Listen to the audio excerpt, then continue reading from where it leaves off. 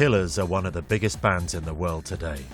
Formed in Las Vegas in 2002, the group, singer Brandon Flowers, guitarist Dave Keuning, bassist Mark Stoermer, and drummer Ronnie Vannucci, have enjoyed a meteoric rise to fame.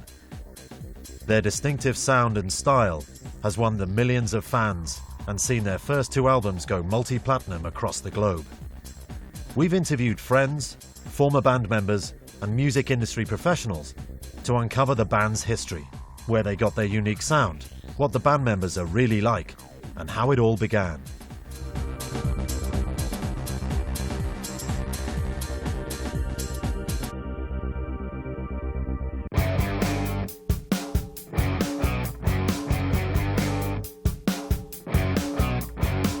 Although not particularly renowned for producing original music, nonetheless Las Vegas, like any major city, has a sizable music scene.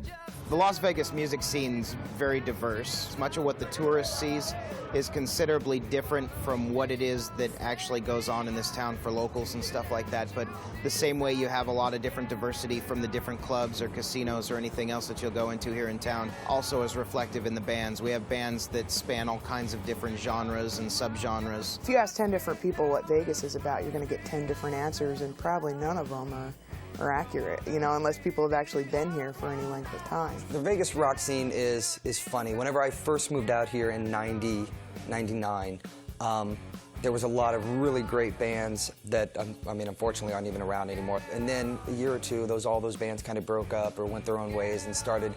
And then Vegas hit like a real, for lack of a better term, a nu metal phase that they went through. And it, even some to this day, you know, are still there to an extent. I mean, of course, you know, once you get a band like the Killers or, you know, Panic at the Disco or something like that that broke out, then of course you're going to get a lot of bands that are starting to, you know, emulate that and try to, you know, copy it and everything. In those early days when I first got started, our local music scene was amazing. We had the Huntridge, which was great, really supported local bands. We had a bar called the Boston that was awesome at supporting the local bands. And we had a few different places around town where bands could play. They could make some money, support their band habits, if you will, and their practice room and their instruments and all their gear they have to keep up on. And it was fun. It was a lot of fun. And then there's periods of time where the Huntridge closed and then it wasn't so good, and Boston changed management and it wasn't so good. And so it's just been this up and down thing. And even when I was a kid, there's this constant struggle of Vegas being the entertainment capital of the world, but if you're under 21, there's really nothing to do. With the younger bands now, you know, we are starting to get a lot more emo scene, but unfortunately there's just not a lot of places for the kids to go here, you know, because being a 21 and over town.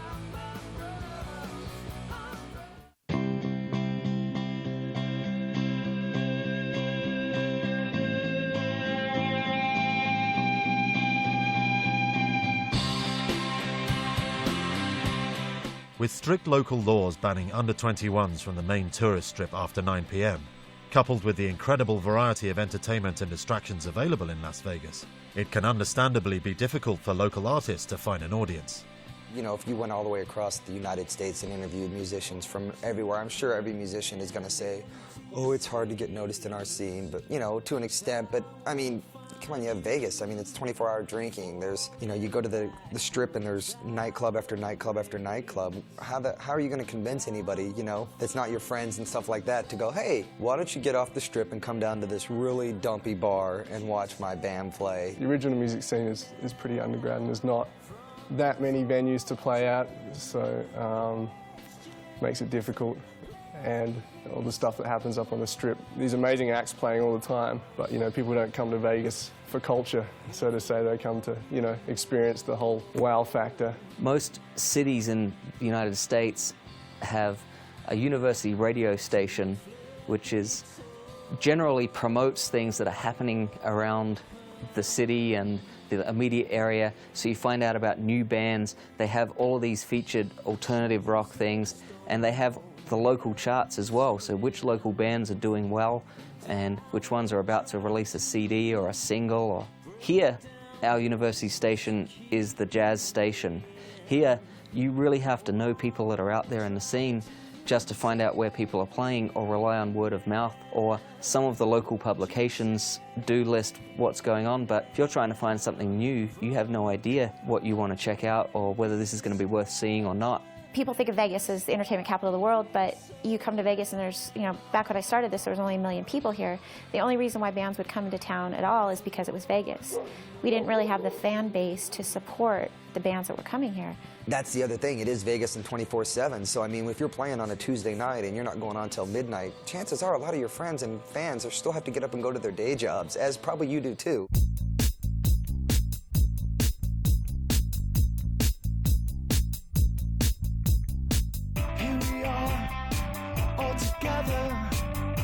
In 2002, native Iowan and guitarist Dave Keuning was living in Vegas and looking to try something different from the local rock-heavy music scene.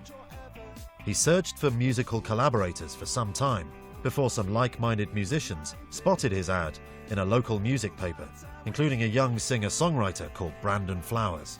I think it was Dave that, as I understand it, put the ad in the paper saying that he was influenced by Oasis, U2, and some other bands, the Smiths, and that, piqued Brandon's interest. They have classifieds, man seeking woman, transvestite seeking, someone like me, looking for a couch. But Dave was looking for, I guess, for me. And so I came knocking on Dave's door. And that's kind of how it all started. I met Brandon and Dave through an ad here in town, through a paper called The City Life. There was an ad looking for a drummer, and they were into bands like the Beatles, Oasis, a lot of stuff that was, at this time in Vegas, not in, no other bands. I mean, most of the time there was, a lot of bands were still into like Limp Bizkit and Green Day and stuff, and, I was looking for something different. So I called them up, and they were normal guys. I went over to Dave's apartment, and we sat down, and they showed me a couple of the stuff they were working on, and one of the songs was Replaceable, which eventually we ended up recording and went on the demo. But it was just, Dave and Brandon at the time. Luckily, we didn't have to worry about paying for a rehearsal space. We just rehearsed at my house. And then whenever I moved in with my fiance at the time, whenever we got engaged, I moved in with her. We practiced in our garage. My neighbors were really cool about it, and, no complaints as long as we didn't stay out too late playing, to keep the neighbors up. Yeah, so that part was cool. We all had house gigs, or, had gigs around town working. The original bass player was Dave's roommate at the time. When we went in to record the demo, it was just Brandon, Dave, and I. And Dave covered the guitar, the bass, and everything. Excited by the material they were writing, the trio decided to record a demo as The Killers, a name they had taken from a New Order video featuring the perfect band. Once Mr. Brightside and all that stuff was up and done, we went straight into the studio and knocked them out. Because in fact, I remember I had written down, okay, 4 measures before I come in here and here, because the songs were, that new, really. I was still, somewhat learning them as we were recording. I think we dropped maybe $1,200, if even that. It was, something like, maybe not even that, but it was, it was like $1,000 or something that we paid for that demo. So that was all money out of our pocket that we used. With most local bands, there's a submission process where they actually have to submit their music, and I listen to it, decide if it's something I want to use or not. And their original drummer, Matt, is the one who submitted the music to me. We basically got the CD when we got it done. We, went to Guitar Center and stuff like that, and any gigs we were playing, we just put our flyer out and put the CD on there. So I'm sure there was probably a lot of people that got the demo for nothing, and I'm sure a lot of people were like, whatever, this isn't my thing, and threw it out. And I'm like, I'm sure, looking back, some people are like, I threw out what? Because it really was. It's the early version of a couple of those songs are from Hot Fuss. So I'm sure a lot of people are like, damn, I should have hung on to that. So there's your lesson. Hang on to CDs, you never know what's going to happen. My name's Homie. I work at KXC FM in Las Vegas, Nevada. We do a specialty show on Sunday nights called It Hurts When I Pee. It was the first show in the country, or I guess the world for that matter, to play the Killers when they were just a wee little local band. The first song that we ever played from the Killers was off a 3-song demo. It was Mr. Brightside. That was back in 2002. Desperate actually made it into my top picks for 2002. I really thought Desperate was a great little love ballad song, Brandon definitely has the talent to write. He can really do really great phrasing and, can really write. Let's face it, Mr. Brightside really is a sad story. It's about, your girlfriend's cheating on you. So, it's definitely a sad song. And Dave, there was a couple of those slower songs that Dave just came out with some really, really great solos. With a drummer and a bassist in place, the Killers sent out their demo to any venues they could think of in the hope of getting some gigs to play. The first gig we played was an open mic night to a bunch of biker guys that were into like Steppenwolf and stuff, and here come these four pretty boys, you know, that are all like, hey, you know, we're gonna play some English rock for you, and we're really pretty lucky we didn't get our asses kicked. They were playing clubs that aren't around anymore, like Boston, Sasha's. And in fact, when I went to see them at, they did a show at the Hard Rock at the Joint with some other local bands, and there wasn't that big of a turnout because they sounded so different than everything else coming out of the scene at that time. You know, it was always hard trying to find bands that would work well with them on a bill. The Boston was, at the time, the place to play in Vegas. I mean, it was our whiskey, it was our CBGB, you know. We got billed with a hardcore rap monstrosity of a band called Cutlass, and it was like something totally out of Boys in the Hood or something. I mean, because the singer was a real scrawny little white guy that, I mean, scrawnier than me, so that tells you he's got to be scrawny.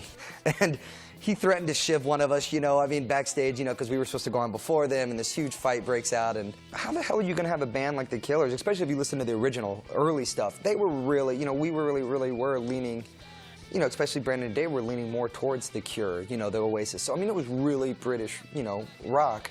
And to have this rap, you know, band with 6 guys up there and, you know, and then once again, these 4 guys walk up on stage and we're, hey, how you doing? We're wearing some blazers and we're going to play some British rock for you.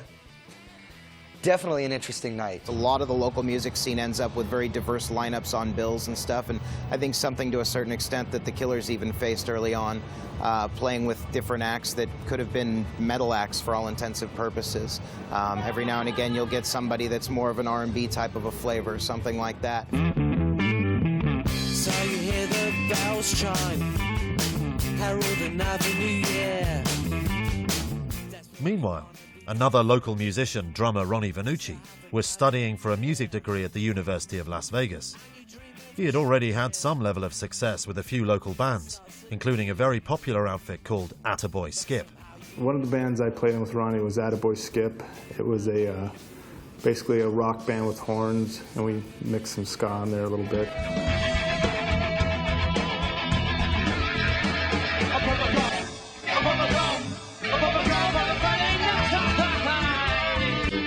Bronson Mac, I was the vocalist for Attaboy Skip, which was a band that Ronnie Vannucci was in, and I also lived with Ronnie Vannucci for about 4 years.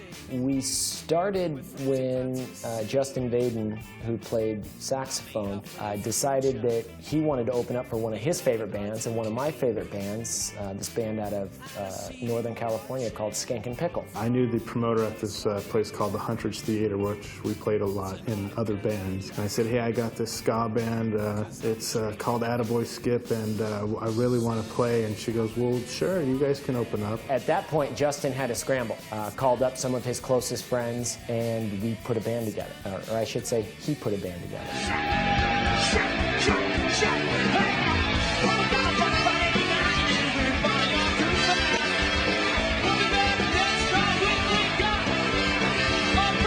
We played here locally in Las Vegas, put out a couple of albums. We went on quite a few tours.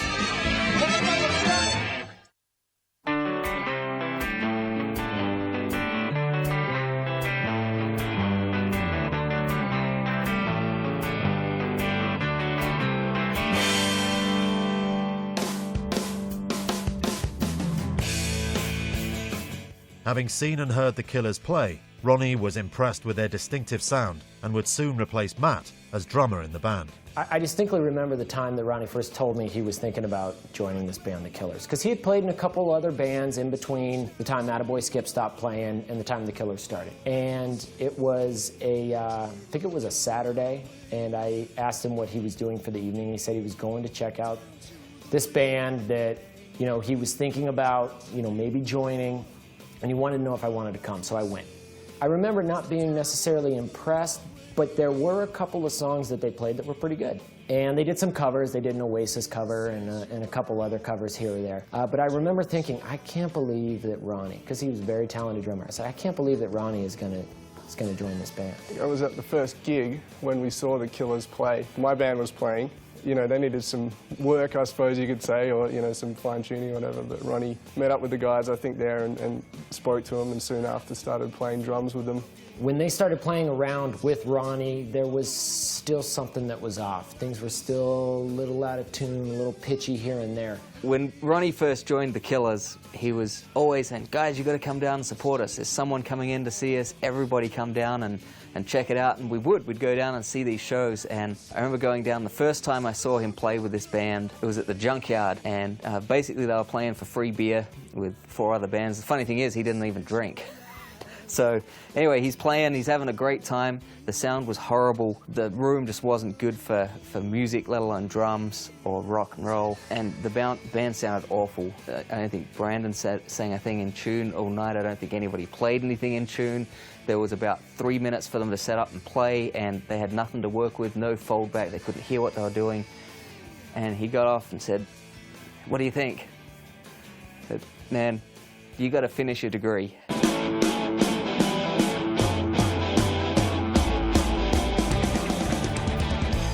The next thing I know, these guys are practicing in our garage, and I'm hearing them play every night. And the more I heard them play, especially when Ronnie got in the band, I think my impression is that they became much better. He came back to school, and for 2 weeks, and I've got his lesson sheets from the first 2 weeks, and he says, you know what, we're going to go for it. We're going to do it professionally. We're going to rehearse 6 days a week, 8 hours a day, and we're going to give it everything and see how it goes. And if it doesn't work by Christmas, then I'll come back and we'll really finish this thing up.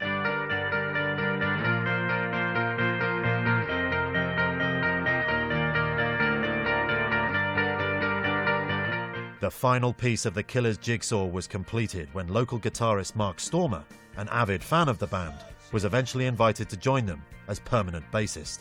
Mark played in a band called Negative Ponies, and he played guitar in Negative Ponies, and we actually played a gig with them, like back in, I mean, it was one of our first few gigs. We had actually scored at a venue, once again, that's not around anymore, called the Brick House. That's whenever Dell was still playing bass with the Killers, and, you know, Dell had decided to step aside and do his own thing, and so they brought Mark in, you know, as a bass player, you know, as a guitar player to play bass. And once Mark joined, the bass player, that certainly tied it all together. You could certainly hear a distinct difference. I think once they lost the makeup, too.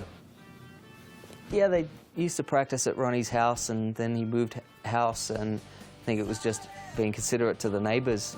At night time, he'd be here practicing, and he knew that everybody would be pretty much gone by 10:30, 11 o'clock, so he'd call the other guys and say, let's meet up here at about 11:30. We'll get the gear in, we can rehearse till 7 in the morning if we have to, and no one's going to disturb them. They got a great big open space and, you know, get a lot of work done. They could do that pretty much any time. One man who got to know the band's nocturnal habits was percussion professor Dean Gronemeyer. The truth about the Killers sneaking into the UNLV facilities to practice. The stories get better and better about how to break into the building and break into this, that, and the other. He taught me how you could dislodge the lock on the door outside. Well, it's been fixed subsequently, but there would have been certain times where he had to, you know, work things out so to get in there. And I saw him do it once, and I looked and I said, I don't want to see that again. I don't want to know it's happening. I know it's happening, but I don't want to see it happening, right? We knew that they were coming in every now and again. They were probably here a lot more than we knew about, but that's good. They utilized their resources and they made it work. I know how he got in. I know how they traipsed all the stuff up, and I know the rooms they rehearsed in, and I know they were here almost every night. And I'll admit that, for the sake of a risk of being fired, I guess, maybe. I don't know.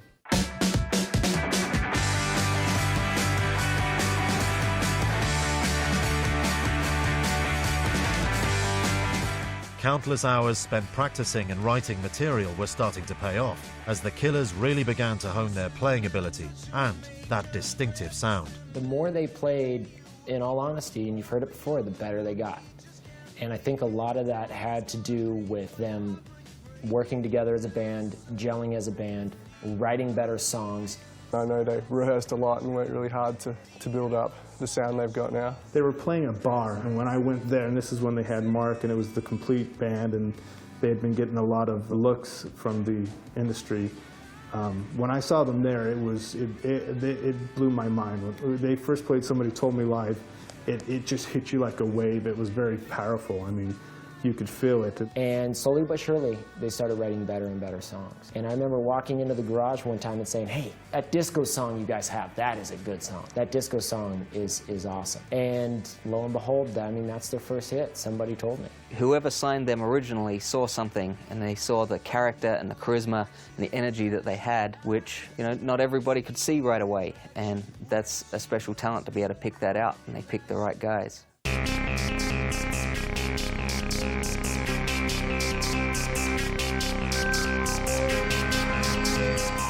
The unusual sound of the Killers has been credited to the 4 band members having a wide variety of musical influences, particularly those from across the Atlantic. Indeed, they've often been described by wry music journalists as the best British band to come out of America. At the time, it was all about the heavy music in Vegas, the, you know, Stained and Papa Roach and, you know, the whole metal movement, and that's what a lot of the bands are doing at that time. And so to come from that and go into this, I almost had this feel like the 60s English meets the 80s, and I wasn't even really sure what to think of it. Revamped new wave.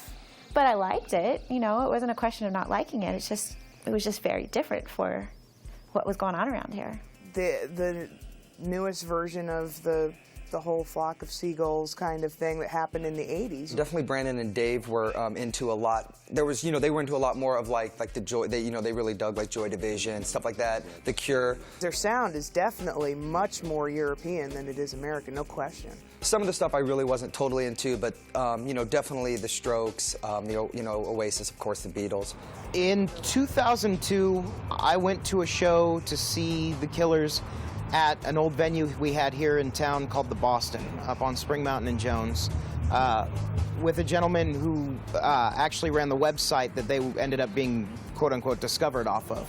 When he and I went and watched the show for the evening, I caught up with Brandon for about 5-10 minutes afterwards, and the one in particular that he kept bringing up at the time was David Bowie. The thing with these guys is that they checked out everything that was on the scene, and you know, this early sound that they had that was very much a retro 80s thing, that evolution took place of being so immersed in that English scene. It certainly has an influence of, it's kind of that electronic sort of sound to it, mixed with rock. It's, the first record at least was sort of pretty raw sounding. They were doing something completely different than everyone else was doing. Everyone was doing these, like, a lot of rock bands and a lot of pop bands, but no one was really doing what they were doing.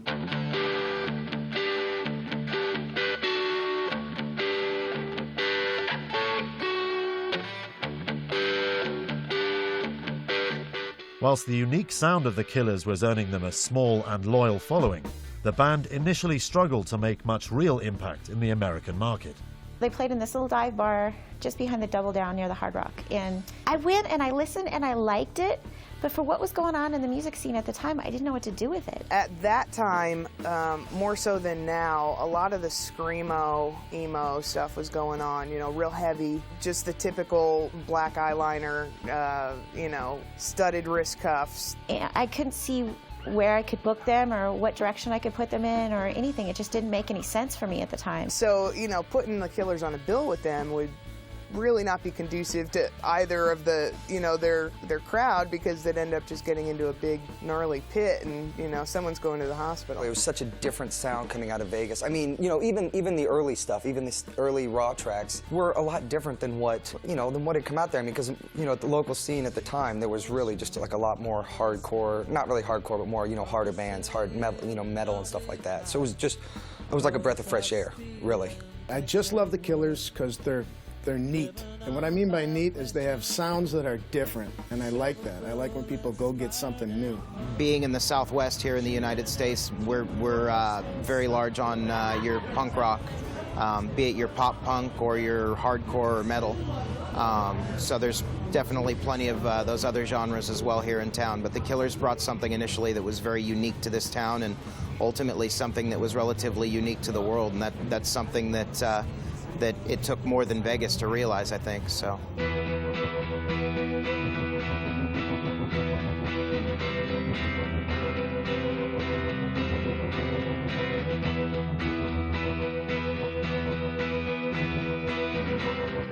Although generating some interest in the record industry, the Killers still didn't have the record deal they craved. In early 2003, a major label executive invited them to perform a showcase for Warner Brothers in LA. Though Warner didn't sign them, a rep passed a copy of the Killers demo onto UK indie label Lizard King Records. By the summer, the Killers had a British record deal and a growing buzz. There are a lot of different ways for a band coming out of Las Vegas to get noticed. It's much the same as it is in most any town here in the U.S. If you're not in New York or you're not in Los Angeles or maybe even something like Chicago or Seattle that's very well known for its local music scene, the ability for artists to get noticed in pretty much any town here in the country is relatively difficult. You have to strive and find other opportunities, and whether that means packing up and relocating to Southern California or, in the Killers' case, going over to the UK. Obviously, it was before Vegas's time, before United States time, since they ended up making it in the UK before they made it here. So the scene over in the UK and in Europe has always been, at least I've always considered it to be ahead of the scenes here in the States. I think it's much more progressive over there. I think that people are more accepting to things, on the other side of the pond. Anytime you have a sound that's so different from everything else, record labels look at it and say, well, how am I going to market this? Who am I going to put out on the road with you? So if it's a tough sell and they don't think that they can do it, they're not going to touch it. And those are the types of acts that down the road you look back with hindsight and they were geniuses. They were ahead of their time. I really honestly think that the European market is just smarter when it comes to that stuff. Yeah, you got your Blur, you got your Oasis, but just like I said, you got bands that were even before that. You got the Charlatans, you got the Stone Roses, you got the Smiths. I mean, you got bands that were doing things, again, that were a little bit different. I don't really understand how some of the bands that should be huge here are not, and yet, everyone over in Europe is like, oh yeah, we know about those guys. I mean, we've known about them forever. It's just I was always excited to go see a band and have, you want to see God on the stage kind of thing. When I saw Morrissey when I was 15, I'll never have that feeling again. That anticipation when the smoke was coming and the band came out and you knew that you were about to see him. Moving to the UK to finish up that Hot Fuss album and to start getting some exposure, I think part of it was a promotion to get something into their sound because it was already there, but it would accelerate that sort of alternative rock, partly the British influence there, but also there's a lot of clubs to play, so they could play a lot of venues in a very short amount of time without having to take days to travel to places. So they could play all over England, all over Europe, and really start building up a fan base. And I think when they came back to the United States about 6 months later and started being promoted here, I think it just sort of happened that people saw this storyline of, oh, they took them to the UK, built them up, and then brought them back here and said, hey, this British band, and then before you knew it, hey, they're American. Well, it just sort of happened that way because that was the best way to get the album done. It was the best way to get a fan base going. It was the best way to get their sound locked in and to get a lot of playing under their belt before they really tried to hit the big stages. In Paris, they're looking what's happening in America. In America, they're looking what's happening in England. Everybody, it's always sweeter on the other side of the ocean, right? Jimi Hendrix did it earlier on. He did it in the 70s. He left here because he couldn't get things going, hit the UK, things went really well, came back here, all of a sudden he was a superstar. There's two ways to look at the credibility issue of the Killers, quote-unquote, coming from the UK. Unfortunately for the band, the misnomer when they first returned to the US, that a lot of the new audiences that they were encountering just instantly assumed that they were from overseas. I got to assume had to probably frustrate the guys to a certain extent. But by the same token, it lent a lot of people a new understanding, and if that's what people needed in order to give the music an honest listen, then so be it.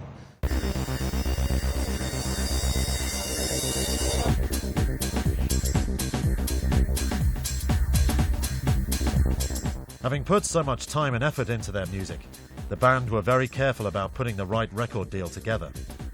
The contract they finally signed would allow for a great deal of artistic control over their music, live shows, and image. It was actually a long process, and there was a couple of times where Ronnie had called and said, I think we're going to sign with these people. There's just a couple of things we've got to iron out. And then the next day say, no, they wouldn't agree to this or something else. Or we wanted this, but they couldn't give it to us. And it wasn't about cash up front. It was about protecting their artistry, in a sense, that it was their music, the way they wanted to perform it, their name for the band. I think that that move to the UK to do the initial get-go for their signing to a label and whatnot was very critical for them. Yeah, it's absolutely a reason why they did so well. However, I think if they hadn't gone over there, I think they would still have had some great success. Absolutely.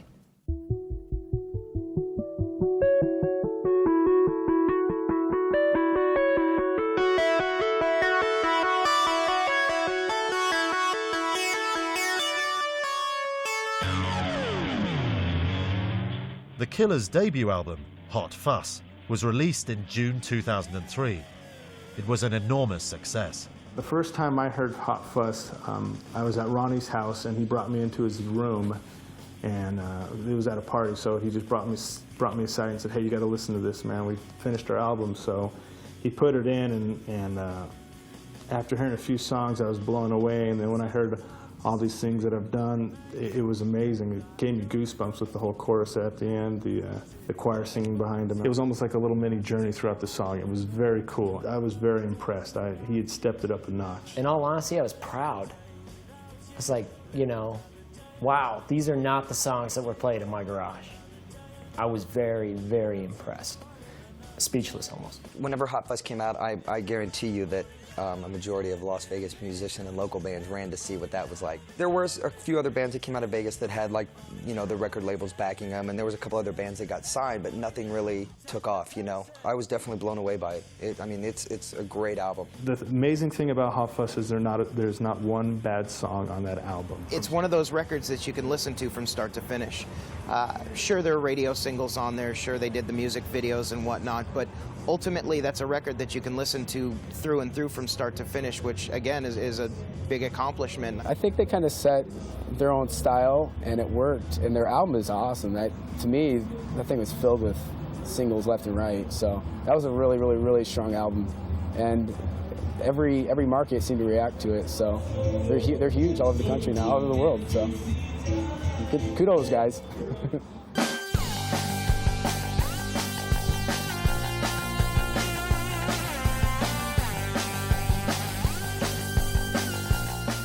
To date, Hot Fuss has sold over 5 million copies and produced a string of hit singles on both sides of the Atlantic and around the world. The strength of the songs on the album becomes apparent when asking people to name their standout tracks. Believe Me, Natalie. The first time I heard that, I was just, yeah, that's it. That's what I'm talking about. I don't sound very articulate, but it's just summed up because, yeah, it was it. I think he does a lot of nice go-between rides, like a standard type of rock ride, and go between that and maybe a percussive type oriented, maybe like a tom-tom effect, because he uses oversized drums. And they're tuned a lot like legit, classically, maybe more so than just your typical drum set tuning. And so he'll ride on drums and then go back to riding on cymbals, and he'll change it up, and he'll just add that breath of what I think is creativity. When I first heard somebody told me on the radio, I heard it on satellite radio first, and I couldn't believe that was them on the radio. And that was getting airplay prior to the album coming out. But when I heard the album in its entirety and actually purchased it and heard it in its entirety, I think Mr. Brightside is still very solid.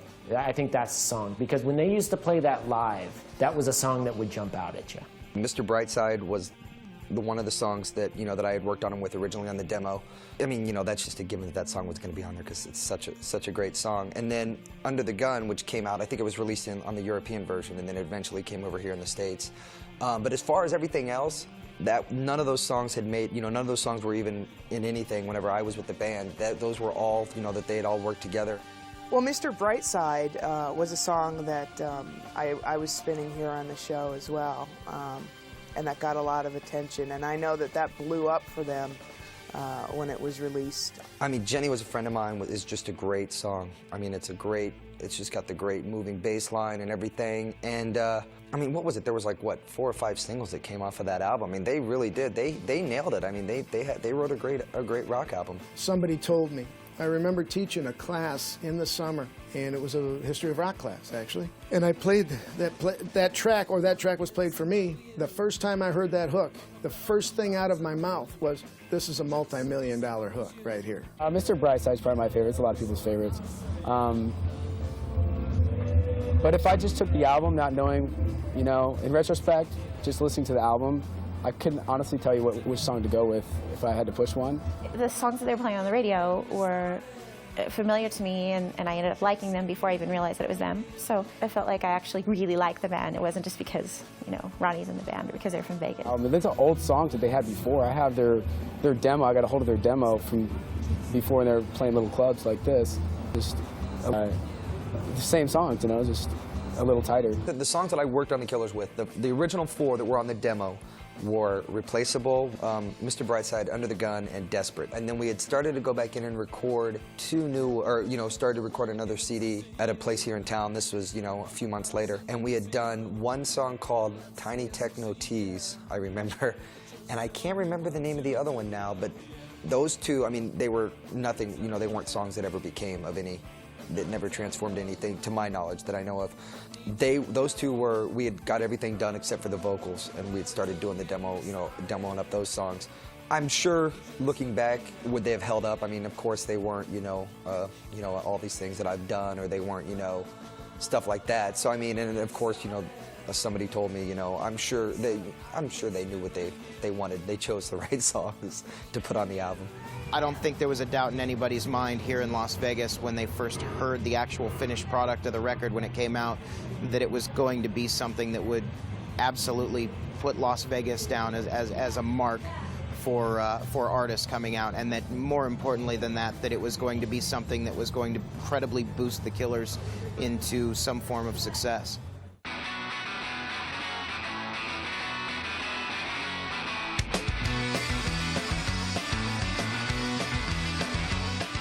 Now internationally famous, the Killers are renowned for the glamorous image they present to their fans.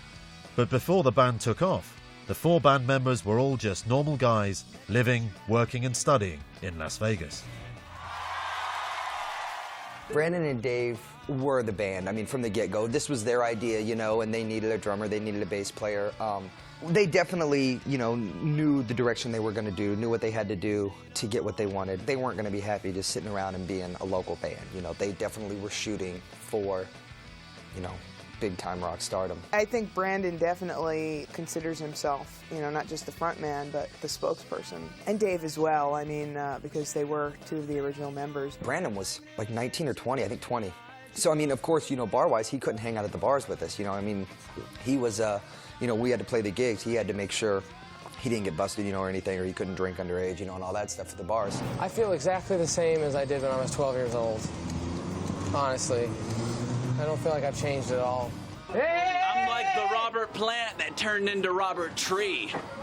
That's what I'm like. It's funny because Brandon and Dave kind of have that, you know, yin and yang to them. I mean, you could definitely tell that, you know, when they get on each other's nerves and all that stuff. But I mean, they really are, you know, the best of friends. They definitely, you know, have total respect for each other. You can see that. Mark, a nice guy and kind of quiet and very pensive at times. He studied here at UNLV, but he did not, I don't believe he majored in music. I believe he played in jazz band. I played trumpet in jazz band, not the top jazz band, I think the 2nd or 3rd, but regardless, he talented guy. He was a quiet guy, really laid back. I mean, from what the vibe I got from him, and he was wearing an At the Drive-In shirt, so in my opinion, he's got to be a good guy. When I was around them, I mean, that was in the year 2000. You know, 6 years ago. So how they are today compared to where they are then, I'm sure is night and day. You know, I know Ronnie's personality, he's a leader. I'm sure that he's certainly a force, but I know that Brandon is a very proficient songwriter.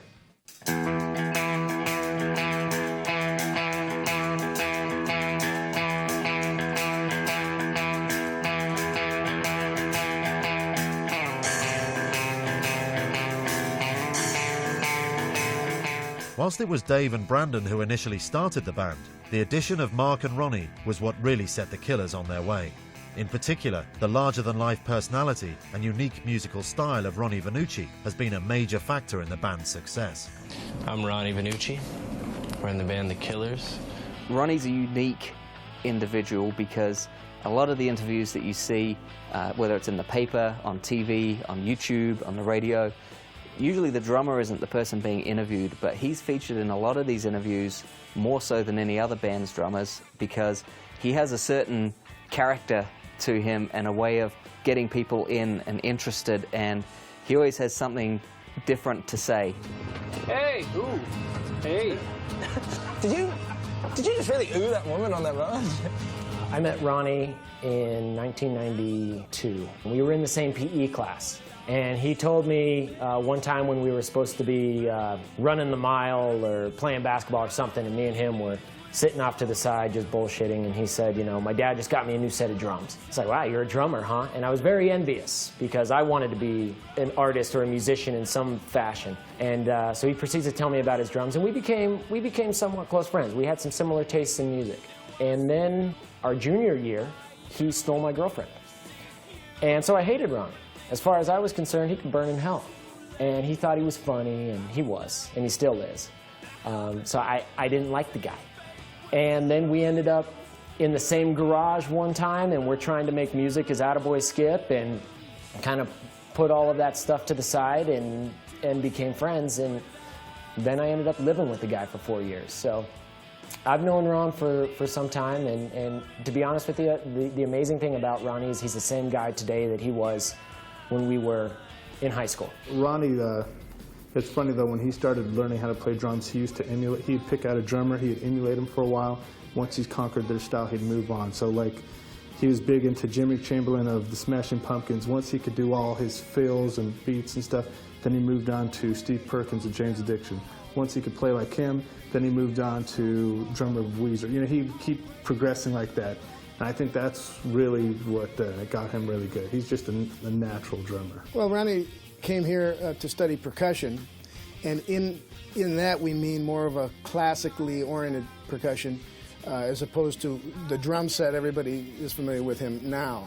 More like this marimba, timpani, xylophone, concert snare drum, all the accessory percussion instruments. When I lived with Ronnie on numerous occasions, he would knock on my door 9, 10 o'clock at night. I would open my door, and there he would be in a Misfits shirt tucked into his whitey-tighty briefs, you know, underwear, hairy-ass legs, there to tuck me in.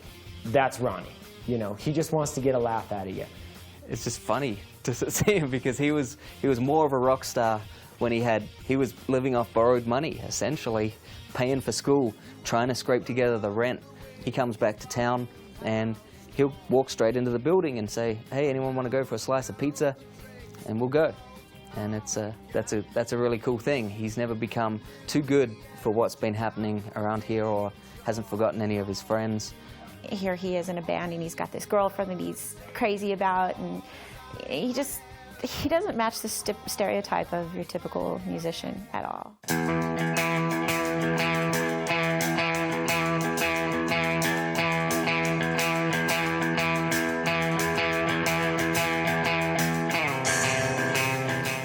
Being tight together and having that friendship as well as musicianship in the band is certainly important to them being successful. And I know that Brandon and Dave worked together for a long time trying to find the right people, and I think once it clicked, and its personality, musical skills came into it to a certain extent, but it's more about them connecting together and having something they can all work on and contribute with, and you got to be able to hang out together as well. As a unit of 4 brothers, we feel strongly. I think all 4 of us together know that that's our baby. The 4 of them came together, and then with the proper help and assistance and coaching, that was the word I'll use again, chemistry, that clicked it for them. I know that they go through this ritual before they go on stage where they connect with one another, and it's almost like the start of a football game, all hands in together and let's go do this thing. But after the show's over, they'll go and eat dinner together. They'll go and party. They'll go hang out. They'll, you know, like I said earlier, Christmas party, they all show up together. They don't want to avoid each other because they spend too much time with one another. So I think that they are on the whole trip together.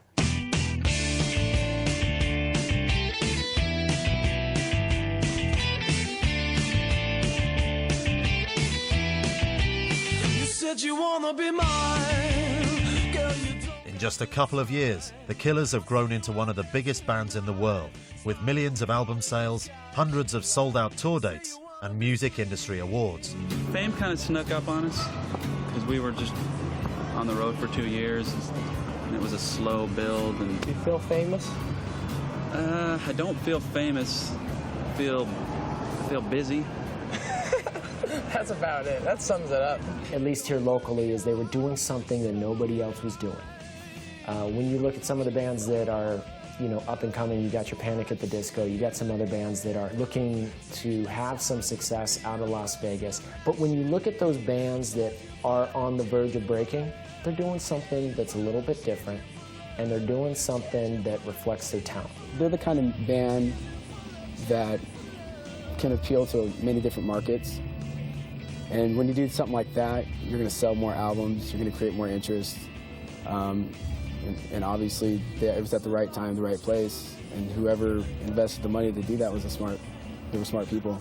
They had a little luck too, you know. They had people shopping their stuff around, but when, you know, they got lucky because they got the right person at the right time to hear them at a club, and, you know, I think it went from there, basically. I think they kind of had that era of, oh, you know, the Vegas, you know what happens here, you know, that whole sayings they have and all that stuff, and the whole Sin City, and I definitely think that helped them, you know. I think their popularity definitely tends to skew more on the female side of the gender divide. Maybe a little bit of the gay male population as well. When you wear eyeliner and boas and, you know, dress flamboyantly and move flamboyantly like that, of course it's going to attract a gay audience.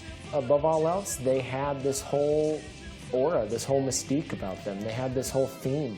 You know, more power to them for tapping into that. That's great.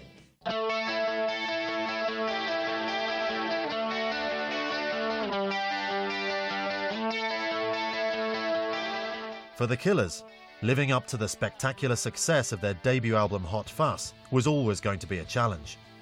On October the 3rd, 2006, after 2 years of touring and writing new material, the Killers surprised many people with the release of their follow-up, Sam's Town. There are still people that think we're English, and it's not an offense to us. It's just once we came over here, we realized how little we knew about what was going on here and what people are like and what it's like. But what we do know, what it was like, you know, where we grew up, and what it's, you know, what our parents are like, and I think we kind of embrace that on this album, and it just feels right. Sam's Town is actually a locals casino here that's off-strip, way east of, on the east end of town. It's legendary for one of the families that built this town. You go to Sam Boyd Stadium, which is out there where the local college plays their football games and things like that. So for Sam Boyd and ultimately Sam's Town, the casino, to be named in a record is, sure, it's definitely a one-up and a notch in the belt for Las Vegas. You know, one of the things I really like about Sam's Town is I think that the overall album reflects where the Killers are from, which is Las Vegas. It's Nevada. It was definitely a new direction.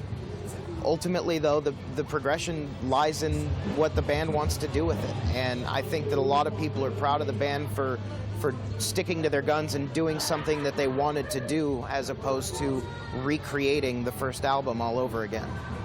Everything down from, you know, the songs that they write and the feel of those songs to the title of the songs, even the cover art. You know, they've got a bighorn sheep. That's our state animal. That is Nevada, the bighorn sheep. And when I saw that on the cover, the first thing I thought is, you know, these guys haven't, you know, Killers haven't forgot where they come from.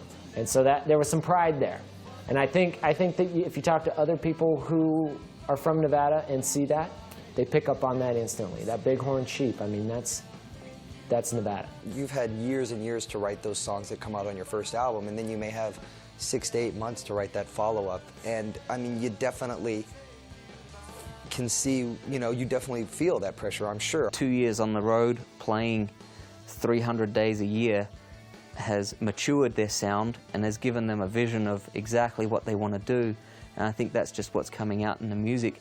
There's a definite difference between listening to Hot Fuss and listening to Sam's Town, but what you don't get from listening to the two albums is that the road that they took in between them. And if you listen to concerts from the Hot Fuss tour, you'll notice the first concerts in the first 3 or 4 months they went out sounded very much like the record, but even those songs evolved closer to the style of Sam's Town by the time that they were finishing up that tour. I couldn't even imagine that, you know, I mean, it sold millions and millions, Hot Fuss did, and now you've got to release an album to compete with that, if not blow it away. I understand that Bruce Springsteen and artists like that maybe are lending something that they're inspired by creatively to create the new material. Well, the difference between Hot Fuss and Sam's Town, do I hear differences? Yes. But as it was being produced and recorded, I was talking to Vannucci a lot, and he says, yeah, we got a different thing going, got quite a different sound. When I went in there, they were actually recording the vocals to the song Sam's Town, and so it wasn't a fully mixed version, but it still was. It was pretty amazing, and it was very different from Hot Fuss. So I was like, well, this is pretty interesting. I'm excited to hear what the rest of the album sounds like. But when I heard the entire album, I wasn't impressed at first, because my problem was I was trying to compare it to Hot Fuss, and I didn't realize, you know, it's a whole nother album. You can't compare the two. It's like apples and oranges. When I first played that album, I reserved any comment or opinion until I really gave it a good listen, because it was different. And there wasn't any song that jumped out at me as, that's the hit. There wasn't a single song that jumped out at me like that. And I listened to it consistently for a good week. And it was somewhere around day 5 that I thought, you know what, this is a big, big album. This is a really big album.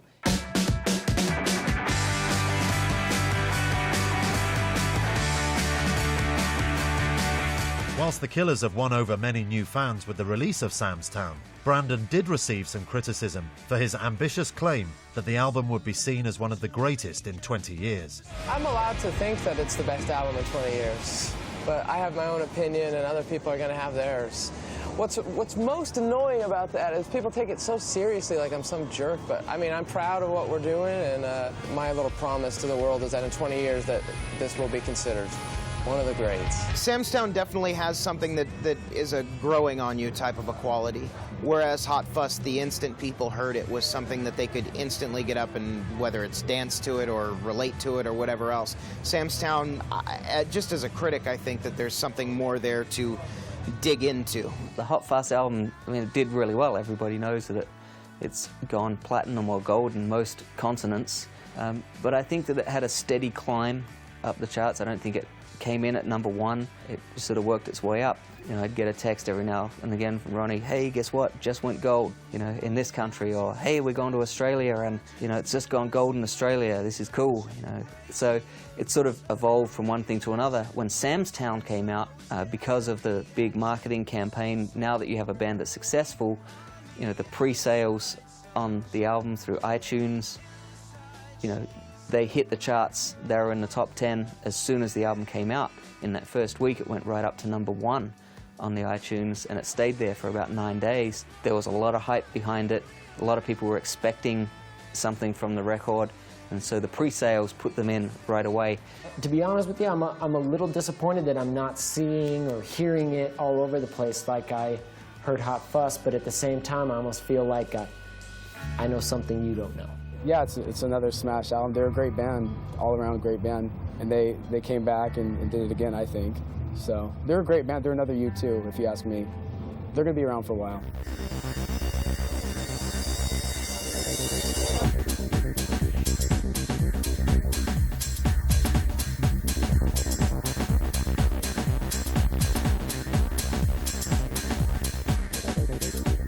Still just 2 albums into their career, the speed of the Killers' rise to fame has been astounding.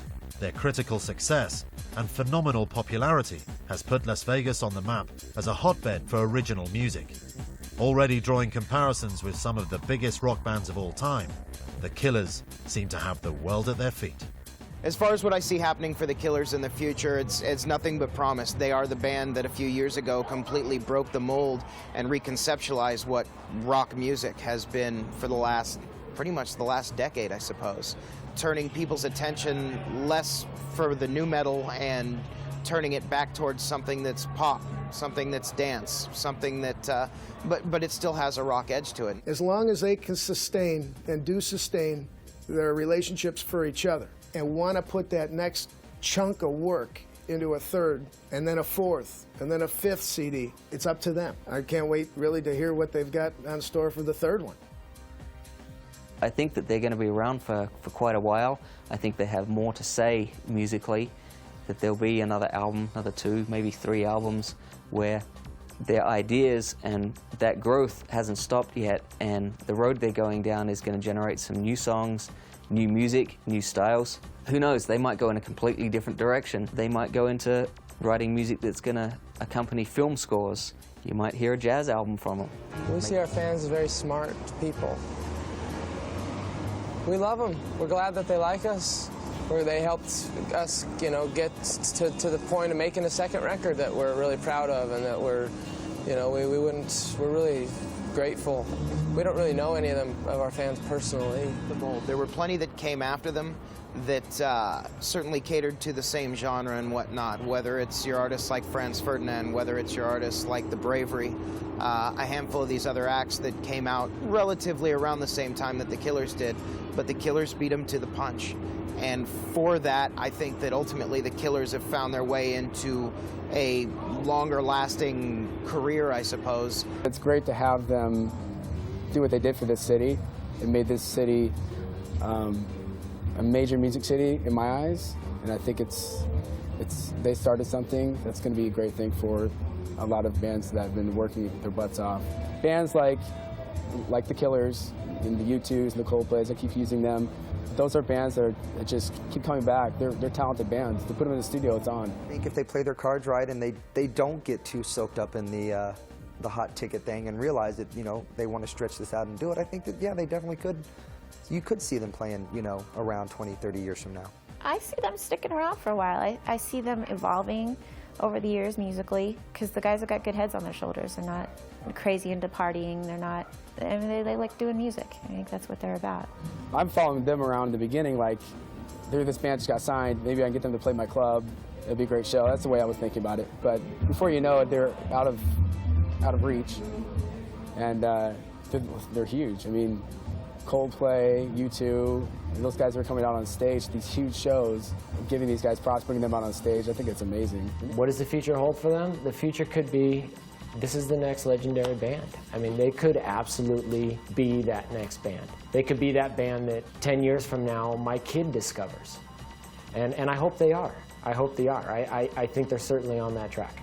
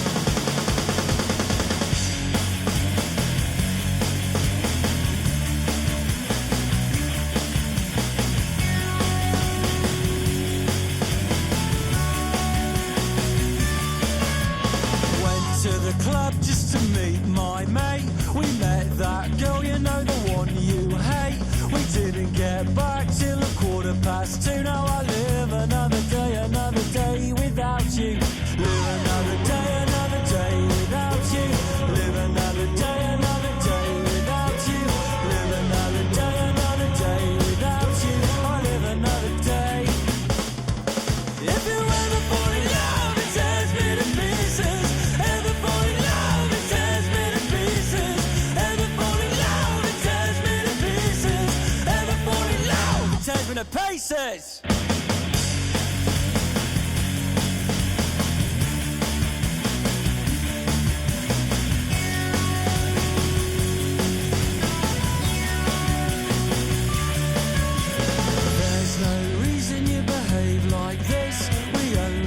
spoke, I swear we didn't kiss. Why did you go and have to shoot through